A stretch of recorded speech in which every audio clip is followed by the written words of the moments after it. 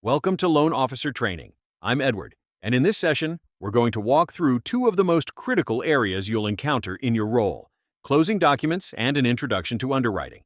By the end of this training, you'll have a solid foundation for understanding what happens at the closing table, what documents are involved, and how the underwriting process shapes every loan you work on. Let's get started. Closing documents are the legal and financial instruments that finalize a mortgage transaction. As a loan officer, you need to know these documents inside and out, not just what they are, but why they exist, what they protect, and how they affect your borrower. A smooth closing depends on your ability to prepare your clients for what they'll be signing.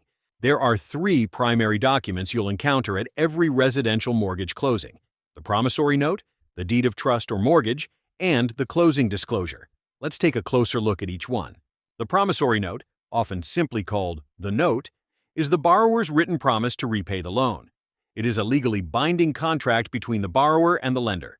The note outlines the loan amount, the interest rate, the repayment schedule, and the consequences of default. Think of it as the IOU of the mortgage world. If a borrower defaults, the lender can use the note to pursue repayment. As a loan officer, you should make sure your borrower fully understands what they are committing to when they sign the note.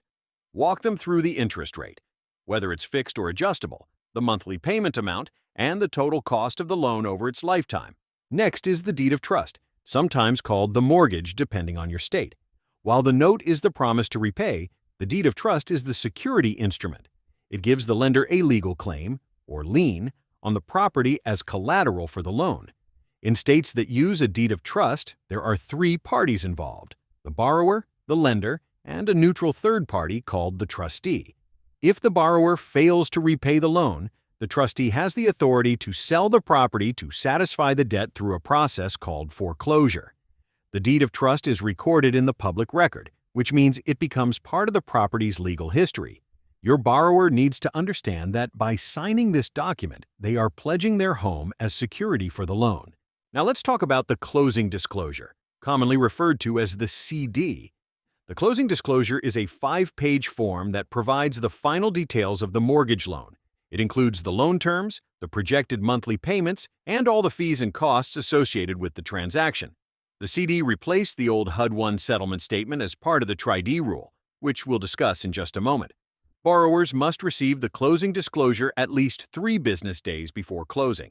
This waiting period gives them time to review the document carefully and compare it to the loan estimate they received earlier in the process. As a loan officer, it is your responsibility to ensure the CD is accurate and delivered on time. Any significant changes to the loan terms after the CD is issued may trigger a new 3-day waiting period, which can delay closing. This brings us to TRID, the TILA-RESPA Integrated Disclosure Rule. TRID was implemented by the Consumer Financial Protection Bureau, or CFPB, in October 2015. It combined the Truth in Lending Act disclosures and the Real Estate Settlement Procedures Act disclosures into 2 integrated forms: the loan estimate and the closing disclosure. The purpose of TRID is to make the mortgage process more transparent and easier for consumers to understand. Under TRID, lenders must provide the loan estimate within 3 business days of receiving a completed loan application. The loan estimate gives borrowers a clear picture of the loan terms and estimated costs. Then, at least 3 business days before closing, the lender must provide the closing disclosure with the final numbers. TRID compliance is not optional. Violations can result in significant penalties and legal liability. As a loan officer, you must be diligent about timelines, accuracy, and communication with your processing and closing teams to ensure full compliance on every file. Now let's shift our focus to underwriting, the backbone of the mortgage approval process. Underwriting is the process by which a lender evaluates the risk of lending money to a borrower. The underwriter's job is to verify that the loan meets the lender's guidelines and, in most cases, the requirements of the secondary market, entities like Fannie Mae, Freddie Mac, or FHA.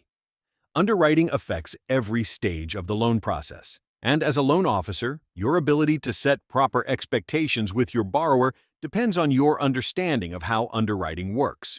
The underwriter reviews 3 core areas, often referred to as the 3 C's of credit: capacity, credit, and collateral. Capacity refers to the borrower's ability to repay the loan. The underwriter will analyze the borrower's income, employment history, and debt-to-income ratio, commonly called the DTI. A borrower's DTI compares their monthly debt obligations to their gross monthly income. Most conventional loans require a DTI of 45% or lower, though some programs allow higher ratios with compensating factors. Credit refers to the borrower's credit history and credit score.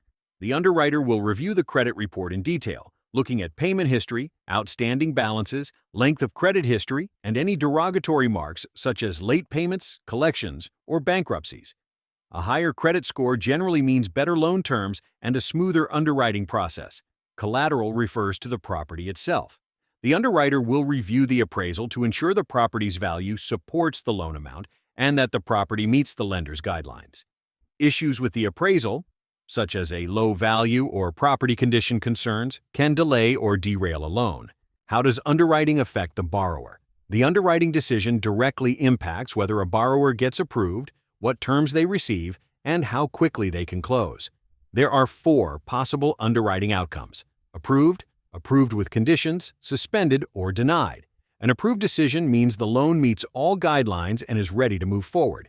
Approved with conditions, the most common outcome, means the underwriter needs additional documentation or clarification before issuing a final approval. As a loan officer, you play a critical role in helping your borrower respond to conditions quickly and accurately. A suspended decision means the file lacks sufficient information to make a decision. A denied decision means the loan does not meet the lender's guidelines. In the case of a denial, you are required by law to provide the borrower with an adverse action notice explaining the reasons for the decision. How does underwriting affect the mortgage application? The underwriting process begins after the loan application is submitted and the initial disclosures are issued. The file goes through processing, where the processor collects and organizes all required documentation, and then moves to the underwriter for review. The underwriter may issue conditions, which the processor and loan officer work to satisfy. Once all conditions are cleared, the underwriter issues a clear to close, which signals that the loan is approved and ready for closing. The timeline from application to clear to close can range from a few days to several weeks, depending on the complexity of the file, the borrower's responsiveness, and the lender's workload. As a loan officer, managing this timeline and keeping your borrower informed is one of your most important responsibilities. In summary, your success as a loan officer depends on your mastery of the closing process and your understanding of underwriting.